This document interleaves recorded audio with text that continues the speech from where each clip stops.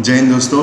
बात करते हैं अपने नेक्स्ट टॉपिक की and that is India at United Nation Security council. News में क्यों है? न्यूज़ में इसलिए है क्योंकि इंडिया का as a non permanent membership जो है यूएनएससी की दैट हैज़ स्टार्टेड फ्रॉम 2021 और सबसे इम्पॉर्टेंट पॉइंट आपके लिए ये है that it will be India's 8th term. Okay, so statement UPSC में पूछा जा सकता है कि it was India's first term और it was India's 10th term वगैरह। सो आपको याद रखना है कि ये भारत का 8th टर्म है जो कि इंडिया ने स्टार्ट किया है अपना यूएनएससी में as a non permanent member.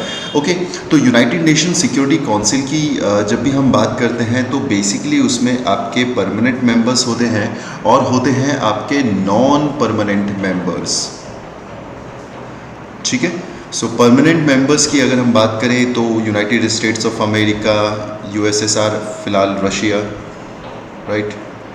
इसके अलावा UK, then you have France, right, and then you have China. तो ये 5 आपके परमानेंट मेंबर होते हैं यूएनएससी में और उसके बाद प्रावधान होता है नॉन परमानेंट मेंबर्स का और नॉन परमानेंट मेंबर्स जो होते हैं ये 2 साल के लिए चुने जाते हैं। तो भारत जो है वो चुना गया है as a non permanent member for coming 2 years, right. So ये बहुत बड़ी अपॉर्चुनिटी है भारत के लिए और इसलिए इम्पॉर्टेंट है क्योंकि आमतौर पर ये देखा गया है कि कोई भी देश जब नॉन परमानेंट मेंबर बनता है तो एटलीस्ट 10 साल का गैप उसमें देखने को मिलता है। So it is a once in a decade opportunity for India और ऑथर यहाँ पर भारत को सजेस्ट कर रहा है कि हमें इस अपॉर्चुनिटी का मैक्सिमम बेनिफिट उठाना चाहिए rather chasing our illusionary goals such as the permanent membership of UNSC because ये तो अभी दूर दूर तक होता हुआ नहीं दिखाई दे रहा है और काफ़ी मुश्किल है इसका होना क्योंकि चाइना बैठा है आपके UNSC की परमानेंट सीट पर और अगर ये बाकी 4 देश मान भी जाते हैं जो कि मान भी गए हैं भारत की सदस्यता के लिए UNSC की परमानेंट सीट पर, China will always use it's veto power. China हमेशा अपना वीटो यूज़ करेगा और इंडिया को यूएनएससी की परमानेंट सीट मिलना बहुत ही डिस्टेंट गोल है, एक इल्यूजनरी गोल है। तो इसका मतलब हमें थोड़ा सा रियलिस्टिक होते हुए जितना हमें मिला है और हमें मिला है यूएनएससी की नॉन परमानेंट सीट उसका हमें मैक्सिमम बेनिफिट उठाना चाहिए so that India can play to its advantage mainly to pursue India's national interest and increase India's role in shaping emerging geopolitics। क्या क्या अपॉर्चुनिटीज़ हैं भारत के लिए? सबसे बड़ी अपॉर्चुनिटी है कि ये जो टाइमिंग है, जिस टाइमिंग में भारत को मेंबरशिप मिली है, क्यों, क्या ज़रूरी है इस टाइमिंग में, क्या खास बात है इस टाइमिंग की? तो सबसे इम्पॉर्टेंट बात यह है कि इस वक्त आपका एक नया वर्ल्ड ऑर्डर उभरता हुआ दिखाई दे रहा है और यहाँ पर बहुत ही इंपॉर्टेंट रोल प्ले कर सकता है India. World order marked by systematic uncertainty, फिर चाहे वो आपका ट्रेड वॉर हो between US and China, right. उसके बाद फिर चाहे आपका ईरान का मुद्दा हो, चाहे आपका नॉर्थ कोरिया का मैटर हो, right. Then you have COVID-19, right. So ये सारे वो मुद्दे हैं जिन मुद्दों में हम देख पा रहे हैं कि वर्ल्ड जो ऑर्डर है that is changing, that is rapidly changing and it is surrounded by lot of systematic uncertainties and to face those uncertainties now the role of UNSC will increase. न सिर्फ परमानेंट मेंबर्स का बल्कि non permanent members का भी role काफ़ी change होने वाला है। Very very very important. Global commons, little care for global commons have been traditionally. अच्छा, अब आपको समझना ये है और आप इस पे ना 5 स्टार वाला क्वेश्चन आप समझो इसे, आपसे यूपीएससी के प्री में पूछा जाएगा what is global Commons, right. काफ़ी ज़्यादा ट्रेंड में है ये वर्ड, एक बज़ वर्ड की तरह यूज़ हो रहा है and that is the reason there is very high chances, there is very high possibility कि प्री में आपको ये क्वेश्चन देखने को मिले। सो समझना क्या है आपको ग्लोबल कॉमन से? ग्लोबल कॉमन का मतलब ये है that these are those parts of the planet, planet की बात हो रही है आपकी अर्थ प्लैनेट की, these are those part of the earth planet that fall outside national jurisdiction. Just remember this, global common का मतलब ये हो गया कि ये अर्थ के वो हिस्से हैं, प्लैनेट अर्थ के वो हिस्से हैं जो कि किसी भी नेशनल जुरिस्डिक्शन से बाहर आते हैं। फिर से मैं बोल रहा हूँ आपको, ये वो हिस्से हैं जो किसी भी नेशनल जुरिस्डिक्शन से बाहर आते हैं, जो किसी पर्टिकुलर कंट्री का हिस्सा नहीं होते हैं, चाहे आपके पोल्स हो गए, राइट। तो ये पोल्स किसी पर्टिकुलर कंट्री का हिस्सा नहीं है, तो इनको क्या कहा जाएगा, इन्हें ग्लोबल कॉमन्स कहा जाएगा। तो एक तो आपको डेफिनेशन याद रखनी है, राइट, ठीक, okay. And to which all nations have access, सारे जो देश हैं वो एक्सेस होता है उनका इन पर्टिकुलर एरियाज में। International law identifies 4 global commons. अब आपको याद भी रखना है कि पूरी दुनिया में 4 ग्लोबल कॉमन्स होते हैं। This is very important topic from the perspective of your pre. 4 global Commons होते हैं, कौन कौन से? नंबर 1 हाई सीज, ठीक है, ये क्वेश्चन आपसे पूछा जा सकता है, तो आपको याद रखना है पहला जो ग्लोबल कॉमन है दैट इज हाई सीज। दूसरा है atmosphere,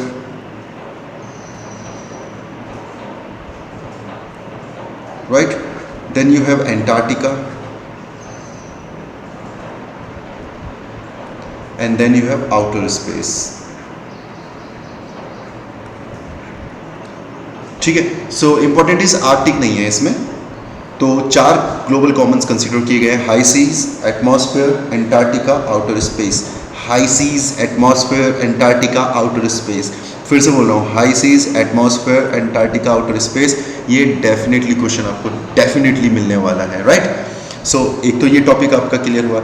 division of world into rival blocks. अब मैंने वही आपको बताया कि भारत के लिए नॉन परमानेंट मेंबरशिप जो मिली है वो इसलिए भी क्रूशियल हो जाती है क्योंकि अभी काफ़ी जो है आप अनसर्टेनिटीज़ देख रहे हैं, राइट। हमने देखा यूरोपियन जो यूनियन है वो पहले किसके साथ था, वो अमेरिका के साथ था, बट अब वो किसके साथ जा रहा है, वो चाइना के साथ जा रहा है, राइट। ब्रिटेन किसके साथ था, यूरोप के साथ था, अब वो सेपरेट हो रहा है। रशिया किसके साथ था, इंडिया के साथ था, लेकिन रशिया अब कहाँ जाता हुआ दिखाई दे रहा है, चाइना और पाकिस्तान के साथ जाता हुआ दिखाई दे रहा है। तो अब आप देख रहे हैं काफ़ी ज़्यादा राइवलरी जो हो रही है, ब्लॉक्स जो बन रहे हैं, राइट, स्ट्रैटेजिक रिलेशनशिप जो बन रहे हैं वो काफ़ी ज़्यादा चेंज हो रहे हैं। तो यहाँ पर इंडिया का रोल प्ले इंपॉर्टेंट हो जाता है, right. Absence of global leadership, कोई भी आपको सिंगल लीडरशिप देखने को नहीं मिल रही है। जब यूनिपोलर वर्ल्ड हुआ करता था तो अमेरिका की लीडरशिप हमको देखने को मिलती है, राइट। आज की डेट में अगर हम बात करें या उससे पहले की बात करें तो जब बाइपोलर था तो आपको यूएसएसआर की लीडरशिप और यूएसए की लीडरशिप देखने को मिलती है। लेकिन जब वर्ल्ड मल्टीपोलर हो गया तो आपको ग्लोबल लीडरशिप देखने को नहीं मिल रही है। इनफैक्ट जो आपके ग्लोबल इंस्टीट्यूट्स हैं जैसे यूनाइटेड नेशंस हो गया, जैसे WHO हो गया, इनकी खुद की रेलिवेंस काफ़ी कम होती हुई आपको दिखाई दे रही है। तो यहाँ पे इंपॉर्टेंट रोल इंडिया प्ले करने वाला है, right. Putting narrow national interest ahead of other pursuits, तो ये भी आपको कंसिडर करना है कि आपके जो नैरो नेशनल इंटरेस्ट हैं, जो ज़्यादातर देश जिनके ऊपर फोकस कर रहे हैं, वहाँ से थोड़ा फोकस हटाया जा सकता है। और जो बड़ी प्रॉब्लम है जैसे ग्रीन हाउस एमिशन, एक जो है ग्रीन हाउस गैसेस का जो एमिशन है वो एक बड़ी प्रॉब्लम है, ग्लोबल वार्मिंग एक बड़ी प्रॉब्लम है, राइट। ग्लोबल टेररिज्म एक बड़ी प्रॉब्लम है, टेरर फाइनेंसिंग एक बड़ी प्रॉब्लम है। तो इन चीज़ों पे फोकस किया जाता है, रादर जो हमारे जो नेशनल इंटरेस्ट है जो काफ़ी नैरो है उनके ऊपर फोकस किया जाए, right. Biden administration tries to reverse policies of his predecessor Donald Trump such as Paris climate change, pursuing Iran nuclear deal etcetera, जो अभी मैंने आपको जो है डिस्कस किया है। जो अभी रिसेंटली जो इलेक्टेड जो बाइडेन हैं अमेरिका के राष्ट्रपति, वो नई पॉलिसीज़ के साथ आ रहे हैं। डोनाल्ड ट्रम्प ने जो पॉलिसीज़ को चेंज किया था उनको ये चेंज कर रहे हैं। और जिस तरीके से डोनाल्ड ट्रम्प ने अपना नाम वापस लिया था पेरिस क्लाइमेट एग्रीमेंट से, ईरान न्यूक्लियर डील से, अब बाइडेन क्या कर रहे हैं, वो दोबारा से पेरिस क्लाइमेट एग्रीमेंट को ज्वाइन कर रहे हैं और दोबारा से न्यूक्लियर जो डील हुई है ईरान के साथ उसको वो रिवाइव करने के बारे में एफर्ट्स लगा रहे हैं, right. US Iran nuclear deal, Iran Israel conflict, Saudi Yemen conflict जो मिडिल ईस्ट का जो कॉन्फ्लिक्ट है, यूएस रशिया कॉन्फ्लिक्ट, तो इस सब के बीच में इंडिया को जो रोल प्ले करना है, right. India has to go for tough geo-balancing act to ensure that India's rivals, mainly China, through various deals, one with Iran and European Union, should not dampen India's futuristic agenda. So India have to be very cautious, right? क्योंकि अगर आप देखो, चाहे मुद्दा Israel का और Palestine का हो, right? चाहे मुद्दा आपका सऊदी अरब का हो ईरान के साथ, ईरान का हो इराक के साथ, ईरान का हो इजराइल के साथ, राइट, ईरान का हो अमेरिका के साथ, तो हमें एक बैलेंसिंग एक्ट जो है वो परफॉर्म करना पड़ेगा। However it will be very difficult for us अभी तक हम लोगों ने क्या किया, हमेशा मिडिल पाथ चूज़ किया और हमने किसी भी एक साइड को कभी भी सेलेक्ट नहीं किया, कभी एक तरफ हम टिल्ट नहीं हुए। But now the condition is कि हो सकता है कि हमें अब साइड चूज़ करनी पड़े, बिकॉज अब हम एक इम्पॉर्टेंट पोजीशन में हैं जहां हमारा जो ओपिनियन है वो मैटर करता है। तो it will be a very tight rope for India's foreign policy, right. Change in India's mindset to pursue its international policy from being satisfied on the margins to desiring to be at the center stage। तो अभी तक हम लोग margins में हैं, हम बहुत neutral role play कर रहे हैं। बट देखो, अगर आप न्यूट्रल रोल प्ले करते हो ना तो आप कभी लीडर नहीं बन सकते। ये बात आप पर्सनल लाइफ में भी याद रखना कि अगर आप न्यूट्रल रोल प्ले करते हैं तो you will be a good follower, but you can not be a good leader.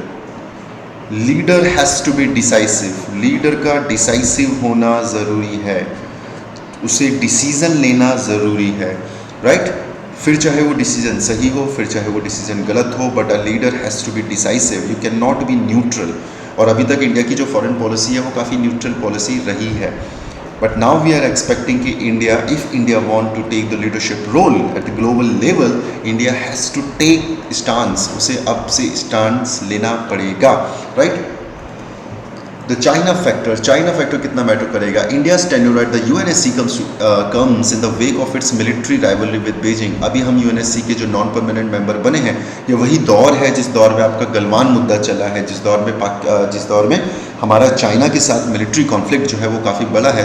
तो कहीं ना कहीं ये हमें थोड़ा सा एक एडवांटेज दिया जा सकता है जहाँ पर हम अपनी बात को बहुत इफेक्टिव तरीके से ग्लोबल प्लेटफॉर्म में रख सकते हैं, being the member of the United Nation Security Council, the non permanent member, right. India has to wait for the Biden administration strategy towards China. अभी हमें देखने की ज़रूरत है कि बाइडेन जो है वो किस तरह की स्ट्रैटेजी चाइना के खिलाफ अपनाते हैं, क्योंकि हमने देखा था कि ट्रंप वॉज वेरी एग्रेसिव, लेकिन अगर हम ओबामा की बात करें तो वो बहुत ज़्यादा एग्रेसिव नहीं थे।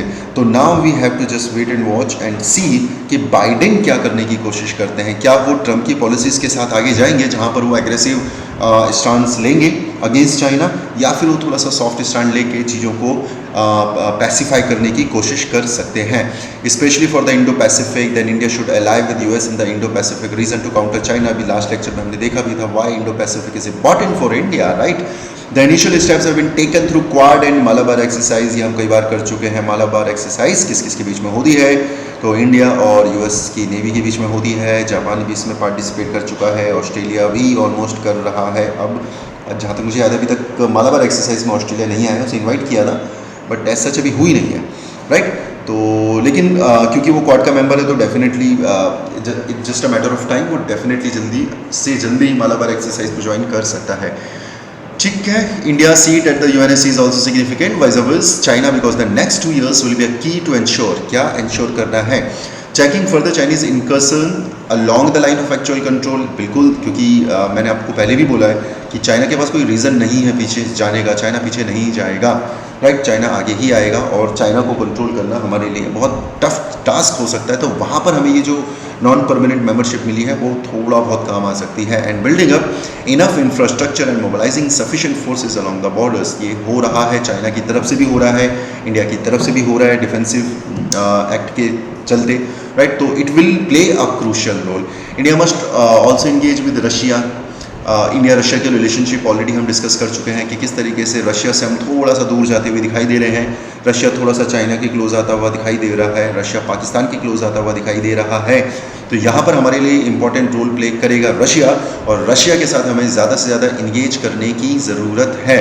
और ये हम कैसे कर सकते हैं? रशिया ने जो इनिशिएटिव लिया है ग्रेटर यूरेशियन पार्टनरशिप, उसमें शामिल होकर, जो कि आपका BRI यानी बॉर्डर रोड इनिशिएटिव का काउंटर है, ठीक।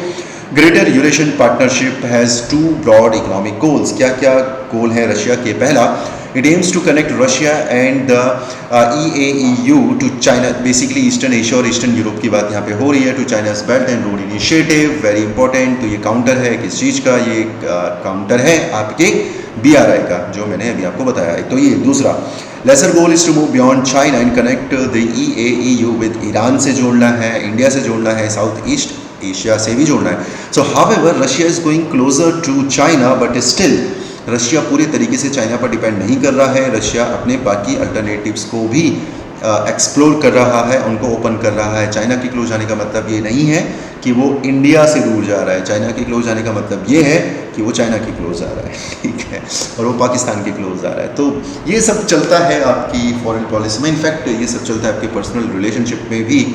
You just want to give a message, sometimes you don't want to engage in anything. आप किसी पर्टिकुलर चीज़ में इंगेज होना नहीं चाहते हैं, but because your partner has taken you for granted, तो आप जो है उसको कुछ मैसेज भेजना चाहते हैं, like don't take me for granted. जैसे India took Russia for granted ना, तो ऐसे रशिया फिर गया पाकिस्तान के पास, रशिया जा रहा है फिर चाइना के पास। So basically international relation is the magnifying version of personal relationship, right. Terrorism हमारे लिए हमेशा से एक बड़ा मुद्दा रहा है, तो हमें जब ये इंपॉर्टेंट सीट मिली है तो डेफिनेटली हम इस पर काम करने की पूरी कोशिश करेंगे। India recently assume the chair of the Taliban sanctions committee. Okay, जो यूएनएससी की नॉन परमानेंट मेंबर की जो सीट है उसमें एक अलग, उसमें क्या होता है ना कि जो मुद्दे होते हैं उनको ना कमिटीज़ में डिवाइड कर दिया जाता है। तो जो तालिबान सैंक्शंस कमेटी है उसमें इंडिया को मेंबर बना दिया है, ठीक है। तो ना सिर्फ मेंबर बनाया बल्कि वो उसको चेयर भी करेगा। सो यहाँ पे इंपॉर्टेंट रोल प्ले कर सकता है इंडिया, वेरी इंपॉर्टेंट, राइट। फिर आपके प्री के लिए इंपॉर्टेंट है ये सिक्योरिटी काउंसिल रिजोल्यूशन 1373। तो 1373 जो रिजोल्यूशन है ये किस चीज़ से रिलेटेड है? So it is related to the attack on New York Washington DC, जो कि हुआ था सितंबर 2001 में, और ये वही अटैक है जो कि किया गया था by Osama bin Laden, right. तो 11 सितंबर 2001 का जो अटैक है, तो उसके बाद जो सिक्योरिटी काउंसिल ने रिजोल्यूशन लिया था unequivocal condemnation of the terrorist attack, इसी को कहा जाता है सिक्योरिटी काउंसिल रिजोल्यूशन 1373। तो हो सकता है मैच द फॉलोइंग में आए, कुछ रिजोल्यूशंस के नंबर देगा, फिर कुछ इवेंट्स के नंबर देगा, and you have to match the following और you have to identify the correct match और आइडेंटिफाई द इनकरेक्ट मैच। तो इस तरह के क्वेश्चन आपको देखने को मिलते हैं, राइट। इंडिया की क्या अप्रोच है when we talk about terrorism? तो भारत का ये कहना है that terrorist are terrorist, there are no good and bad ones. ये बेसिकली ना पाकिस्तान ने बोला था good terrorist and bad terrorist, तो इंडिया हमेशा से इसके खिलाफ रहा है। इंडिया का कहना है कि there is no good terrorist, there is no bad terrorist, ये एक ही होते हैं। Terrorist are terrorist, those who propagate this distinction have an agenda, Pakistan को टारगेट कर रहे हैं हम लोग, and those who cover up for them are just culpable.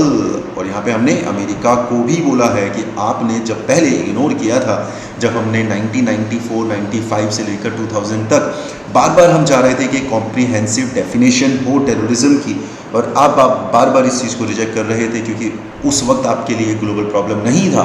तो आप क्या हैं? You are culpable. और अब आप इसके लिए तैयार हैं बिकॉज अब आपको लगता है कि आप उसके एक विक्टिम बन चुके हैं। और same applies for China as well.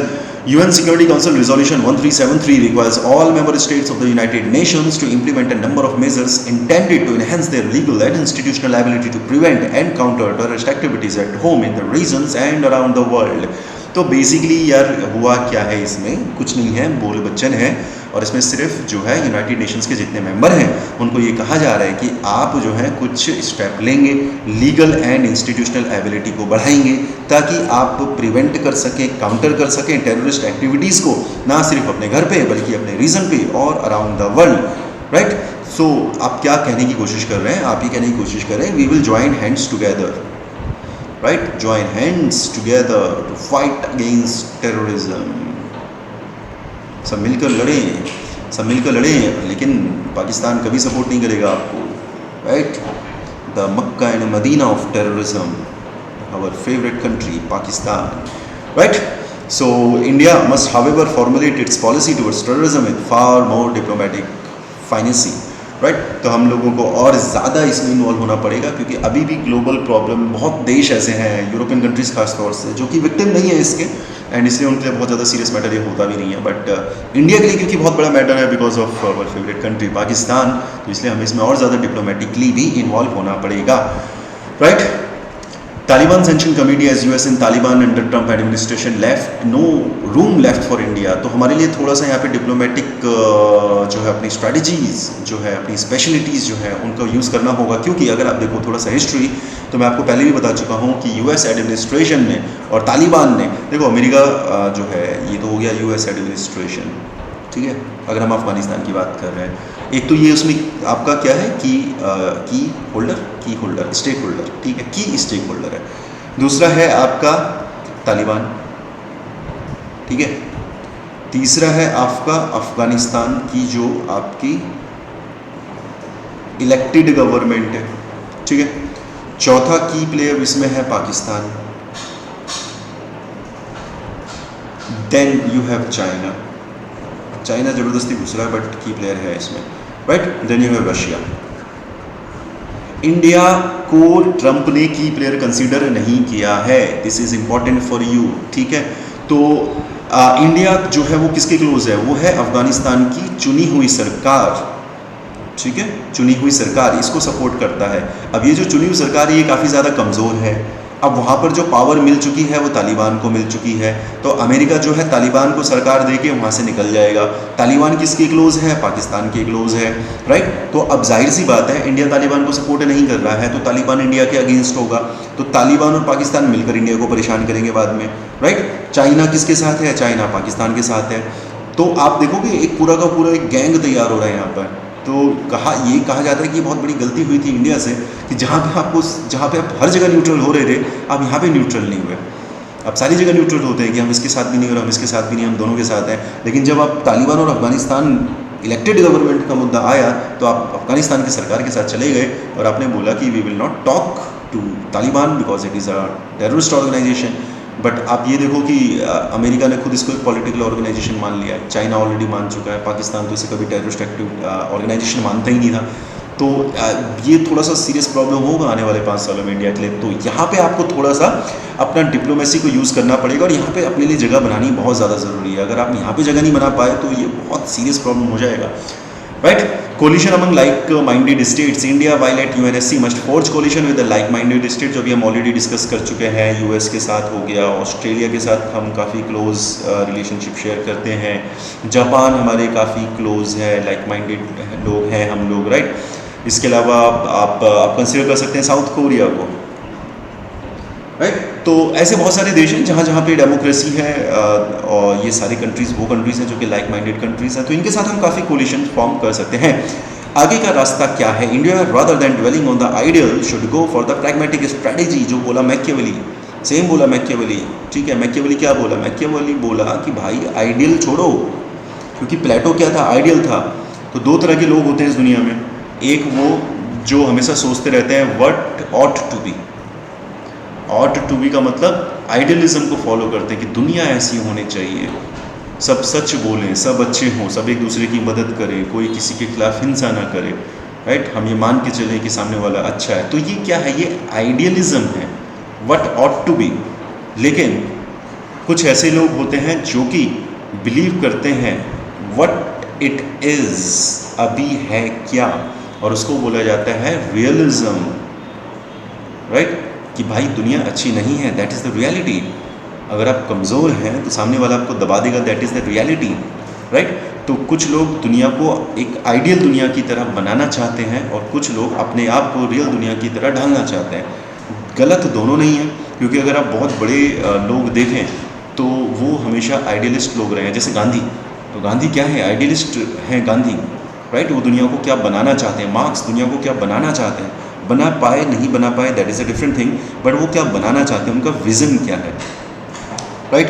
लेकिन उसके अलावा अगर आप देखो तो ऐसे भी बहुत सारे लीडर्स हैं जो कि रियलिटी पे यकीन रखते हैं और दुनिया उस वक्त कैसी है उस हिसाब से वो अपने आप को बदलते हैं, राइट। तो ये आप पे डिपेंड करता है, आपकी साइकोलॉजी से बिलोंग करते हैं। However when it comes to international relation, वहाँ पर आपको रियलिस्ट होना बहुत ज़्यादा ज़रूरी है, वहाँ पे आपको रियलिस्ट होना है, वहाँ पे आप आइडियलिज्म फॉलो नहीं कर सकते हैं। You have to adopt pragmatic strategy, right, and must ascertain that it can achieve in the real world in the next 2 years rather than only pursuing its agenda for a permanent membership. Permanent membership एक ideal condition है, मिल गया तो बहुत अच्छी बात है, हमारा जो इंटरनेशनल वेटेज है वो बहुत ज़्यादा बढ़ जाएगा, बट वी नो कि नहीं होने वाला ये।